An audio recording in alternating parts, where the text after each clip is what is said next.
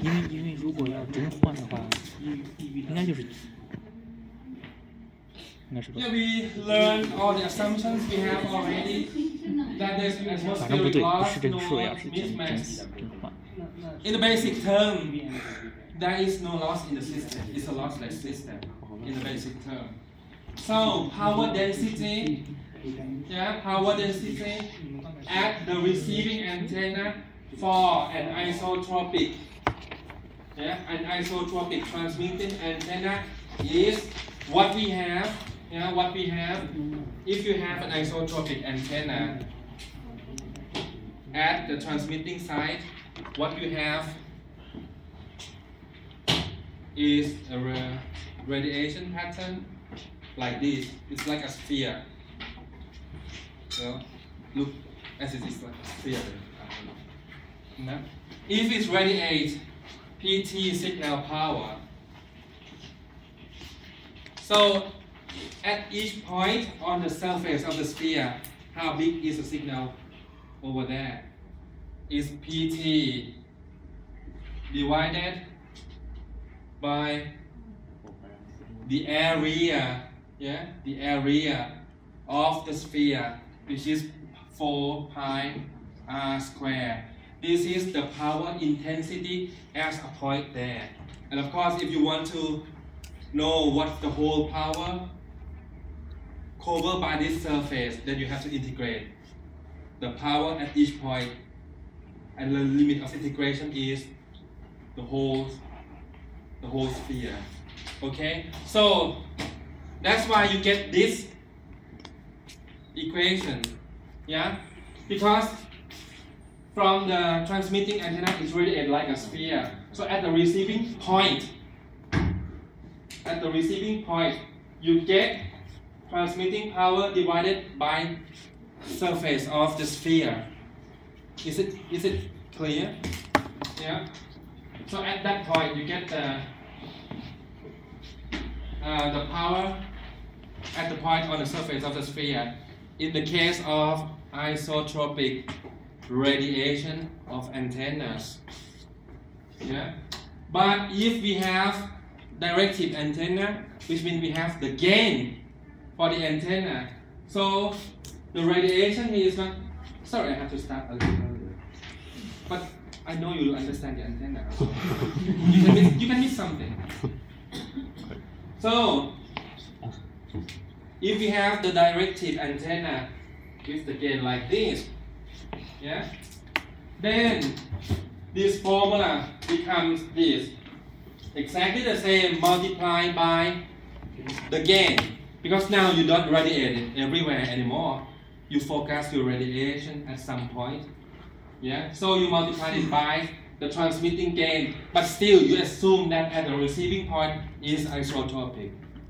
And you can guess, I guess, that if the receiving antenna is directive, then it becomes PT, GT, G, R. Basic like that. So now what we get are a bit more complicated. We deal with the receiving antenna. We say, okay, if we calculate it more carefully, it's not going to be GT only.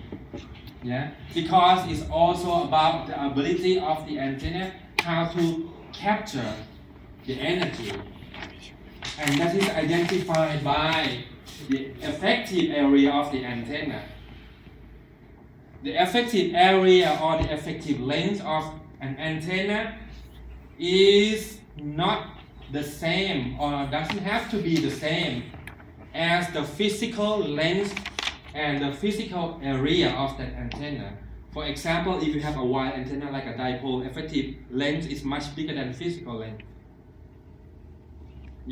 So what you have to know, this effective area and effective length is not the physical length and physical area. It's the electrical length and electrical area. It tells you how good this antenna can capture the energy. Okay? And of course, the bigger length and the bigger area is the better antenna in the sense that it can capture more energy. Okay, so we say that okay, now receive power at the receiver. Now it's become times AER times just effective area. Yeah, and this effective area is related to the gain of the antenna by this equation. I'm not going to go in detail because we're quite slow already. But at the end of the day, you don't have to remember all this. At the end of the day, what you have is received power is the transmitted power, yeah, times GTGR. Lambda square is the free space transmitting lambda over there in the channel, yeah, multiplied by 4 pi r square. The trick, all the gain, they are here. They're pretty much here. All the loss, they're pretty much there. We will see, we will call part of this. I guess you have heard about it. Part of this, not all this equation. This equation is called Friis transmission equation. Part of this, the coefficients of PT there, we're gonna call it free space loss. Yeah, we call it free space loss. Don't care about this, it's just, you have this equation, you need to know what is the maximum length that your transmitter can send to the receiver. What is the maximum length that you can send the signal? Then you go to use these equations. It's just how to rearrange the equation to get the parameters you want. I want to skip this. And noise factor, noise figure. Noise factor. Oh, I'm tired. Is noise. We have two terms here, but we're gonna dedicate one lecture regarding noise factor, believe it or not. It's a very important thing. Noise factor is the ratio of the SNR, signal to noise ratio, at the input over signal to noise ratio at the output. It's called noise factor. Noise figure is the dB unit of noise factor. I ask all the time in the exam about noise figure and noise factor. Believe it or not, most of you forgot this. Noise figure is in linear scale. Noise factor is noise figure in dB. And all the time I ask about noise factor, everyone answers the noise figure and I give them 0. So you need to discriminate these two terms clearly. Yeah, what is noise factor and what is noise figure? And most of the people, when they do communication system design, normally they talk about noise figure. But you have to understand, we have also the term noise factor.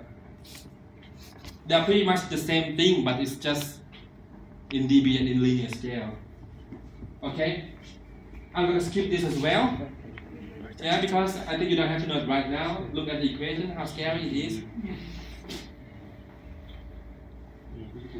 Now we come back to the basic equation again. I think this one you have to understand. Yeah, one of the most important things in this chapter.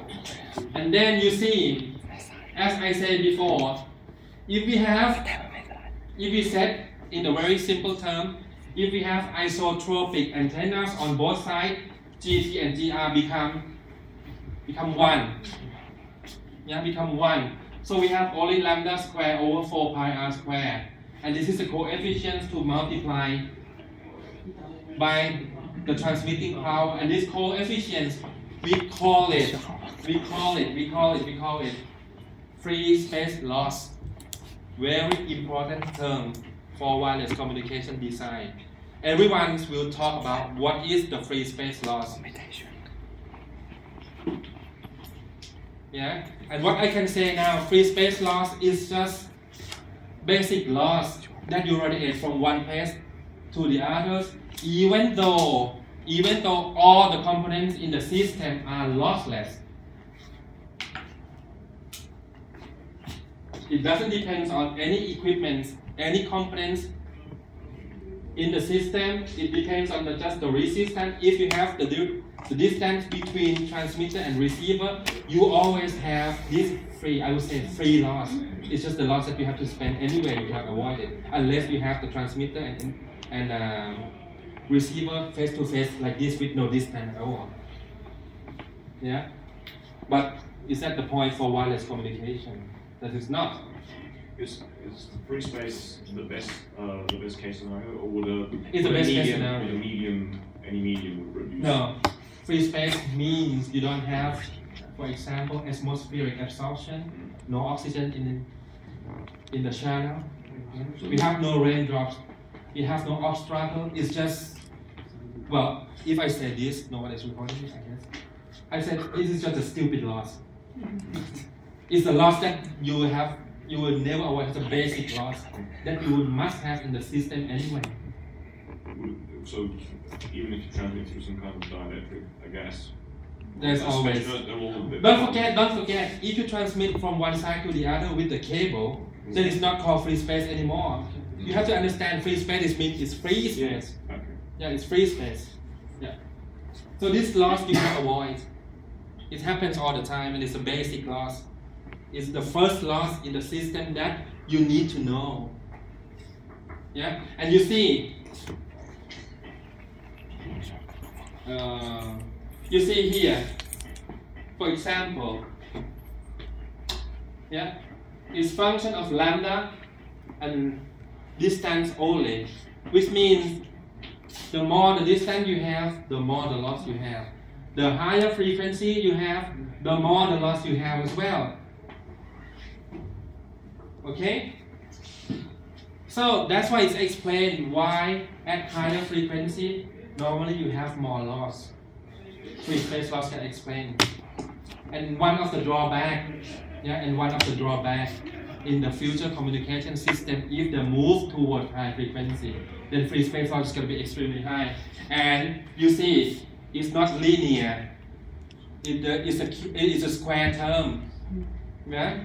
Which means the loss will go like this. And it's not like linear, like it goes like this. But anyway, we have no other choice in the future. We have to move toward high frequency because we discussed last time already, low frequency spectrum is very crowded and low data rate at low frequency. So we will find a way. And for future 5G communications, for example, they might use 28 gigahertz to communicate compared to what we have now to 0.45 gigahertz. Which means in the future you will have much higher data rate, but there's going to be more base stations installed around you. Okay? Any questions about free space loss? Most important thing you need to know in this lecture, no, not this lecture, yeah, this lecture. Yeah? And now we try to convert, I said again, now we try to convert the Friis equation and free space loss into dB. So what we can do, because everything is about power already, so we can take 10 log everywhere. Simple so, as we discussed before, add all the gain, subtract all the loss. Ta-da! It's not magical. Yeah? And the equation here, yeah, if you have it, this sounds stupid somehow, they have different names all the time between linear and dB scale. Remember noise figure, noise factor, yeah? Free space loss, no, it's called link budget. So you have to understand when I ask you, please calculate link budget, at the end of the day, you must have it in dB. Yeah? An example, believe it or not, I think last few years when I start designing this module in the final exam, I didn't know what to do. I put this in the final exam. Believe it or not, more than 50% of that class, they couldn't solve this.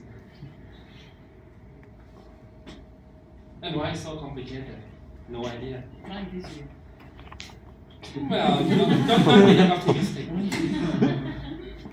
I would say it depends on how nice you are to me. If you attend all the classes, answers, have the interactive discussion. To be honest, I don't care. When I ask the questions, I don't care that you have to answer the right question. If you know everything I ask, then you don't have to take this module. You get the Nobel Prize. Okay? But the most important thing is that the participation in the module, discussion, exchange knowledge. I'm no God, I don't know everything.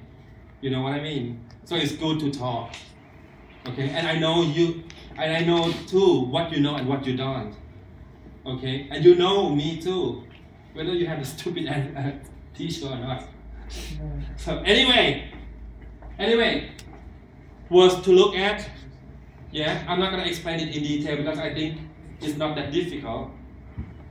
It's not that difficult. You can look at it at home and try to understand it. It's just one rule of thumb: add all the gain, subtract all the loss. That's the thing. But of course, it's not that easy. You see, sometimes it's in watt, sometimes it's in dB, sometimes it's in dBm. That's your job. You need to convert all these units by yourself. This is the final answer. No, this is just how to calculate the free space loss. Oh yes, this is the final answer. You make a table like that, just sum all the gain and subtract all the loss. This is nothing. This is nothing. I mean, it's not. It doesn't mean that it's not.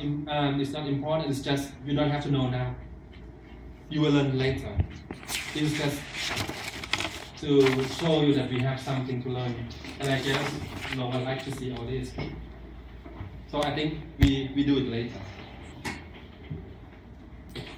Bravo, we finish it.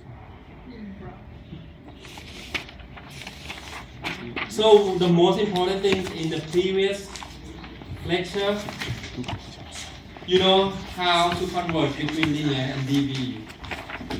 You know what the meaning of gain, loss, return loss, insertion loss, S parameters, a few terms for antennas like gain, isotropic, yeah, a few terms, far field, whatever. We're gonna talk about that quite a lot, but later. But you have to understand it now. What are they?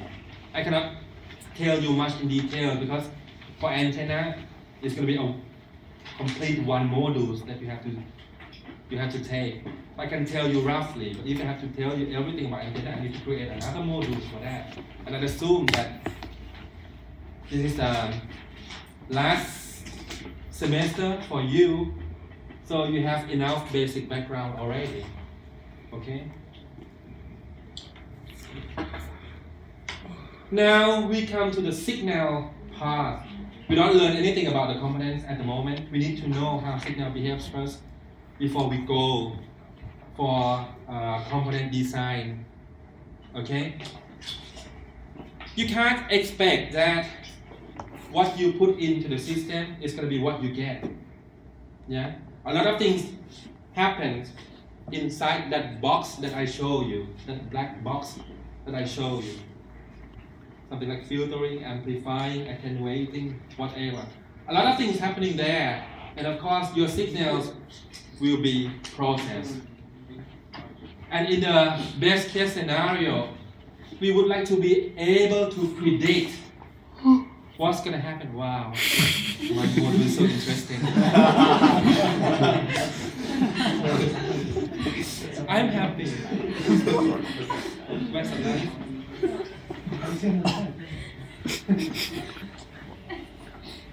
But at least I know if you need a sleeping therapy, then come to my module. Go back home and sleep. Anyway, we would like to be able to predict, what's going to be at the output, because we need to know what exactly happens, and we need to know what will we get at the output of the system that we design. I guess no one wants to do some design work, and when people ask, oh, what you going to get from your design? And you said, I don't know, because I can't predict the output, what's gonna happen? I really have no idea. That's gonna be bad answer. So, and before we go for full prediction, yeah, we need to understand the system well. Yeah. In the best case scenario, what we would like to design is a linear system. The question is, why it has to be a linear system? Because it's the easiest system that we can design. Linear systems mean you put something in, you multiply that thing by a constant, then you get something else. And that, the thing that comes out is just a constant times whatever I put in. Isn't it easy that way? Yeah. In reality, however, you can get a linear system, but many times you have to deal with the unwanted behavior that you don't like at all, which is called distortion and nonlinearity. Okay? Distortion, nonlinearities can happen either in the modules or in the system, doesn't matter. It happens everywhere, especially you cannot avoid it when you have PN junction or semiconductor junction. It's a nonlinear junction, you never get away from nonlinearity and distortion. However, if you design the system in the smart way, you can make your component work in a linear region. Yeah? If you have something like this, part of it is going to be linear, the other part is going to be non-linear. And when you design your system, you hope, you normally hope that your system is going to operate within this range, which is easier to predict. Yeah? And then, of course, objectionable in RF system, some can be removed. Yeah? Some, not all the case, we're going to learn about after this. Some can be removed, some cannot. Yeah? Some can be removed by filtering. Some can be treated by equalizing. Yeah? And some, you cannot do anything except crying. That can be the case sometimes. Yeah? So you have to effectively design the system so you can predict what frequency these spirit signal will occur and stay away from those frequencies or those power level of your signal. Okay? So this is a typical curve of the output voltage or power against the input. You have a linear component, yeah, and you have some linear, non-linear components going on somewhere in the curve. And normally we can explain this with this equation. Yeah, V out equal a constant. It's just a constant. Yeah, and normally if you have your system goes through this 0, 0 point, this one is zero. Yeah, if it's something A null like this, then it's shift to A null. And this is basic math. So it's if it goes through the origin point like this, then A0 is 0, and we have A1 V in. This is a linear term. This is what we want. Yeah. If the curves, the output curves from your component ends here, that ends here. Be happy, go grab some beer, take a break, then it's good. However, many cases you have second order term, third order term, fourth order term, and so on coming in, which create all these kind of curves here. Yeah, and there are two worst nightmare that you have to consider. They are second order term and the third term. Yeah, the fourth and the fifth term you can neglect. Normally they are small and they are far, far away from the fundamental frequency. Now it's come new term, fundamental frequency. You know what fundamental frequency is? I think all electronic and electrical engineers should know. Yeah, it's the frequency that you want to work with. Yeah, it's fundamental frequency. And this is also depending on the fact that how many input signals you're going in there.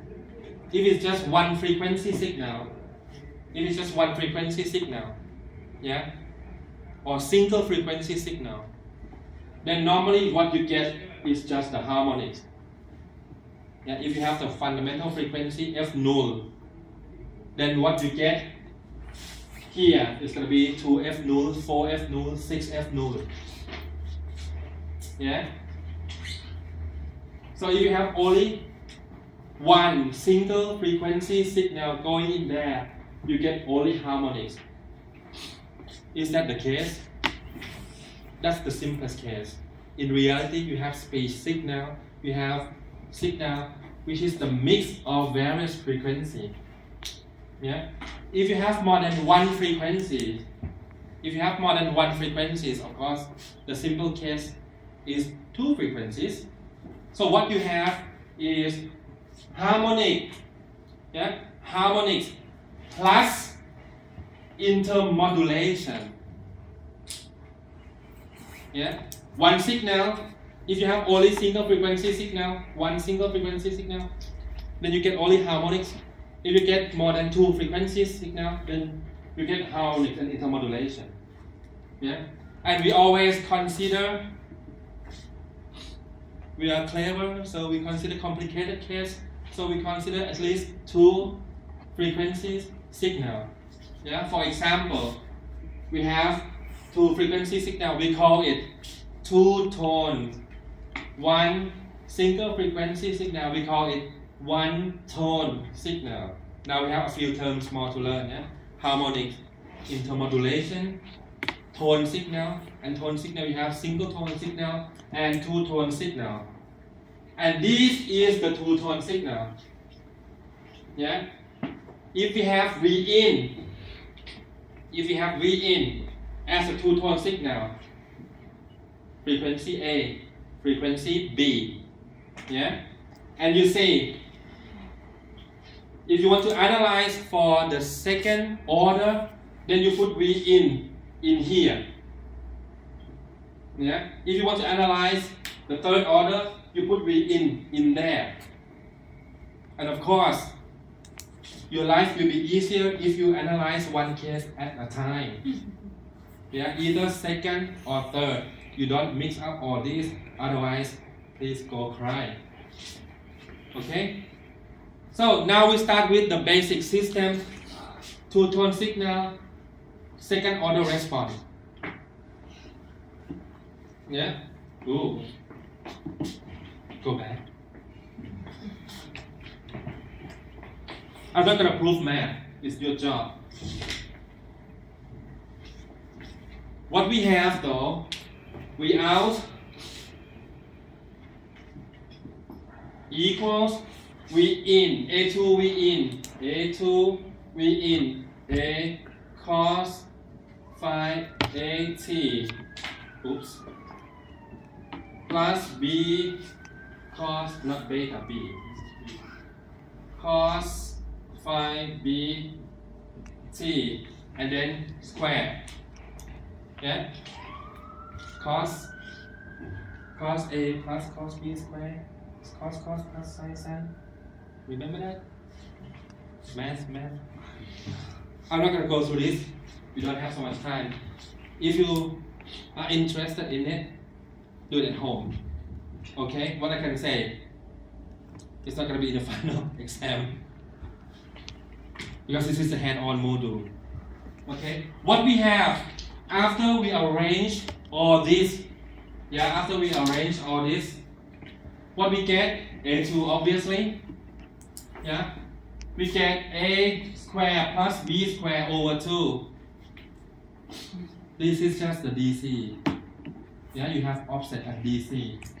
A square plus B square. And by the way, A and B, what is it? Is the amplitude of signal at frequency 1 and 2. Yeah? So, plus, I try to group this. Yeah? A square over 2 cos 2 FA. Yeah, I don't want to use the word C now. I think it's going to be confusing. I said FA, but you know it's a frequency there. That is the angle frequency there. Angular frequency. 2 FA. Pretty similar, just change A to B. 2 FB. This one we call harmonics. Second harmonics. So you put two-tone signal in second order system. The first term you have got is the DC. The second term you have got is the second harmonic. Yeah.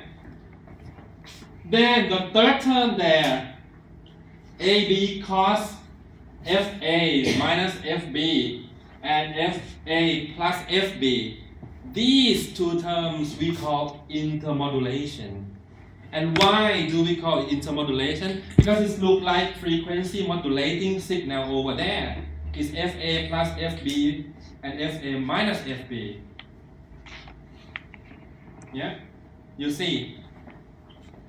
We look at the frequency, we said we have harmonic terms, we have intermodulation terms. Yeah? And now we need to see, compared to the fundamental signal we have here, we have A and B. Yeah, the amplitude is A and B. This is very important. You're gonna find it in the lab too. Yeah, you're gonna find it in the lab too. And I'm pretty sure you're gonna find it in the final exam too. The amplitude is A and B. There, the amplitude is A squared over 2. It grows faster than the fundamental frequency now, the amplitude of the spurious signal.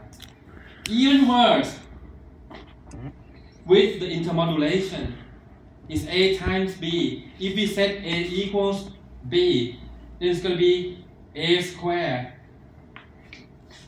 Yeah, if two tone signal, they have exactly the same amplitude. Yeah, to make it simple to understand, A and A now. Okay, it's going to be A squared over 2, it's going to be A squared over 2. This is going to be A squared. Look, intermodulation terms even grow much faster than the fundamental frequency. This guy is dangerous. The intermodulation is dangerous. Yeah, and you will see in the third order terms, this third order intermodulation is the most dangerous guy on earth when you design the wireless system. But we stick to the second term first. Alright?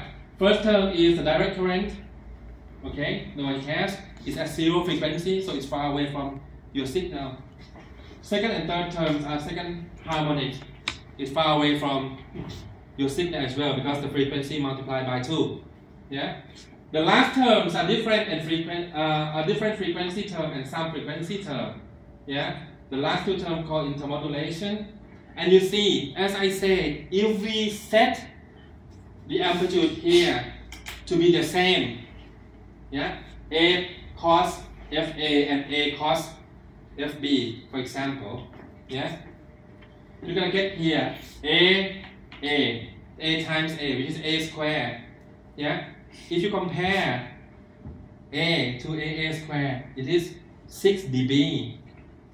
Yeah, it is 6 dB, which means the amplitude of the intermodulation is 6 dB bigger than, grow faster than the fundamental frequency, which is the frequency that we want to have actually. Yeah? And this is dangerous. Why? Because once it grows so big, then you cannot have your fundamental frequency signal process any longer. If it's bad enough, just in case that the intermodulation is very, very close to your fundamental frequency. Yeah? Okay, to make it easier to understand, this is the plot. Yeah, the spectrum domain plot. We have fundamentals here, A and B. Yeah? You see the second harmonics, they are here, a bit far away. The intermodulation here and there. Yeah. So you have to understand how to plot this first, because for the third order intermodulation, it's going to be much more complicated. Okay? So in this case, it's not so bad. Yeah, if you look at it like this, you don't have to say what FA and FB. Why? Because we can just filter it out. These two terms for sure, we can filter out. Yeah. Compared to the third intermodulation. Yeah. You don't have to understand how we get this. We don't have to understand this. Okay. But this is the third order intermodulation. It falls just next to your fundamental frequency. These four guys, simple, filter out, gone. These two, however, they stay close to your band.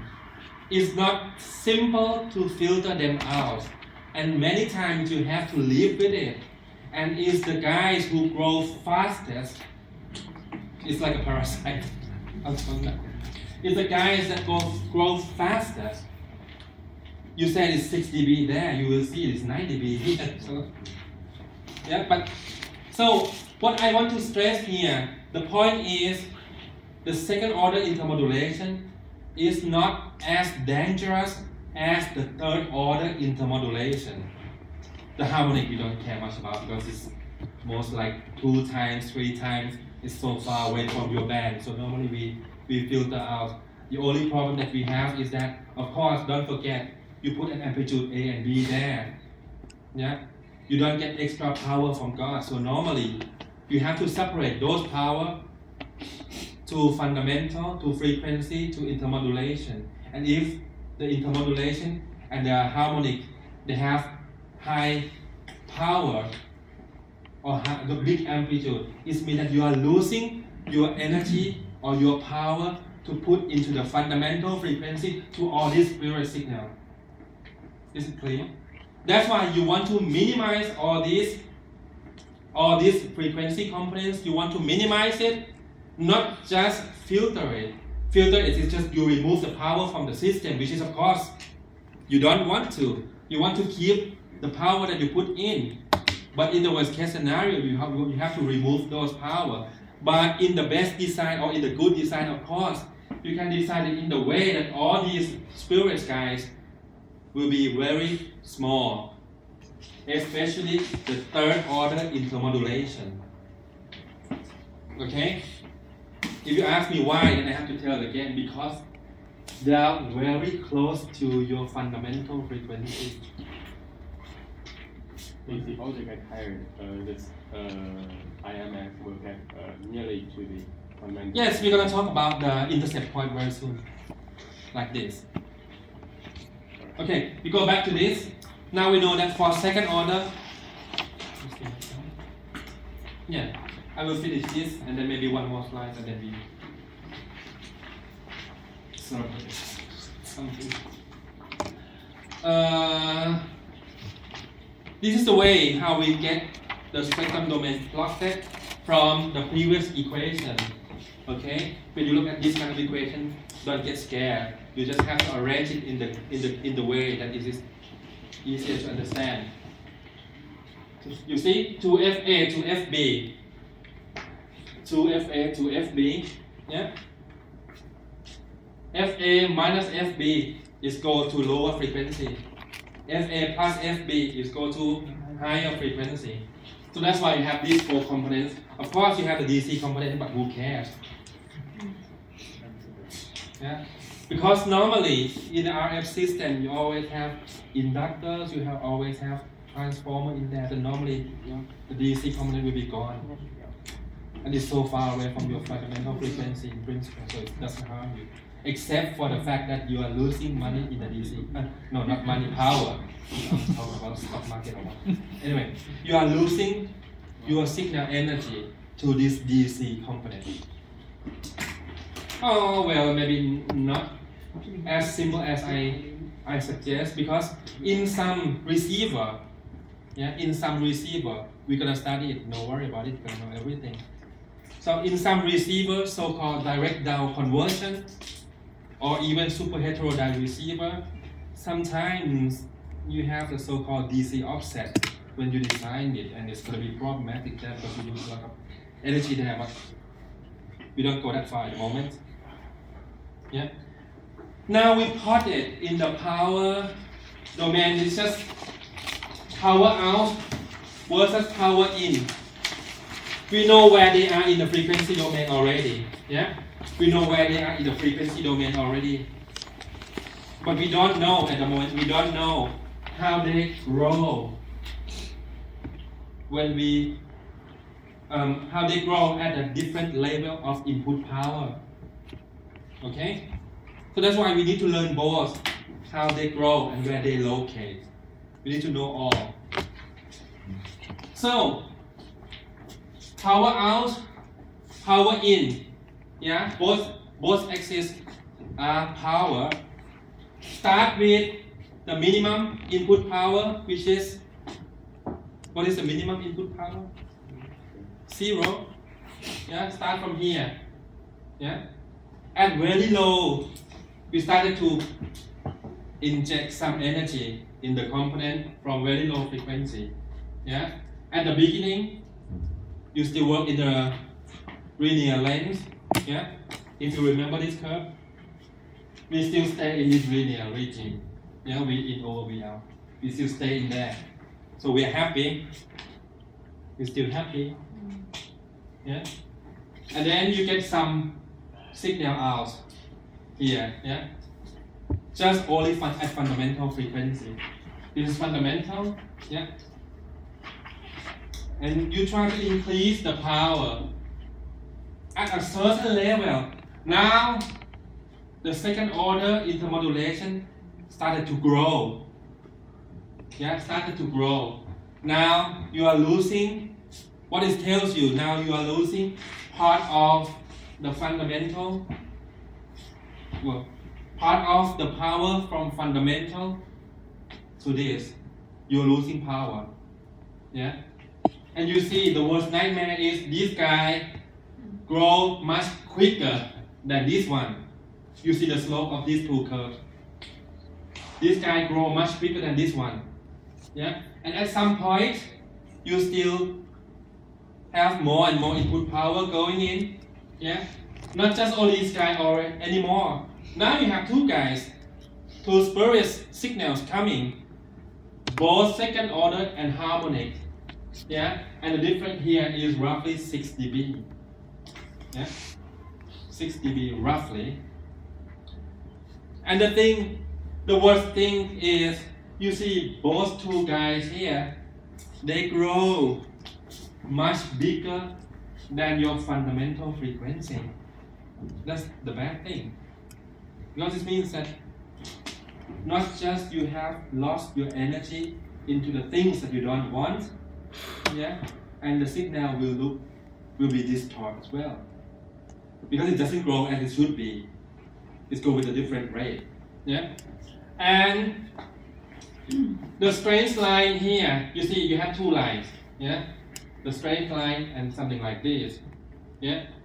The strength line is the theoretical value of the intermodulation and the harmonic.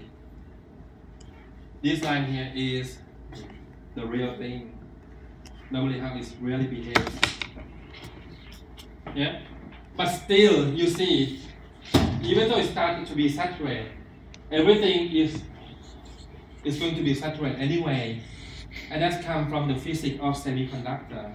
Once the PN region or PN junction, holes or electrons are filled, then it started to get saturated. Yeah? And if we don't care about those limitations, we just draw the strength line. Yeah? At some point, the power of the second order harmonic will be equal compared to the fundamental frequency. That is the worst case scenario. Now you have spurious signal as big as your fundamental signal. Yeah? At that point, we call the intercept point. This is very important. The intercept point is very important. Because you need to know where the intercept point in your design is in order to stay away from it. Yeah? The way how we calculate everything we're gonna talk in the next lecture. I think we should stop here. Okay? Before we go, where's the sign-up sheet, please? Where's the attendance list? Can you please pass? And where's the and where's the case study? Sign-up sheet? With me. Okay. Before I finish, any questions until here? Yes, please. This might sound like a really stupid question, but No question is good. why don't we design a really complex system and then take the fundamental, the not the fundamentals, but the你不 harmonics, 是三组？ so that because since